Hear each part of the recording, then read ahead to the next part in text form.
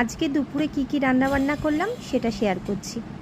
গরম ভাত, সবাই তো জানোই আজকে শুক্তো বানিয়েছি। থানকুনি পাতা বাটা করে নিয়েছিলাম। আম ডাল বানিয়েছি। এই গরমে কিন্তু আম ডাল খুব ভালো লাগে। বানিয়েছি আর মাছের কষা, আর বানিয়েছি বাটা মাছ সর্ষে দিয়ে।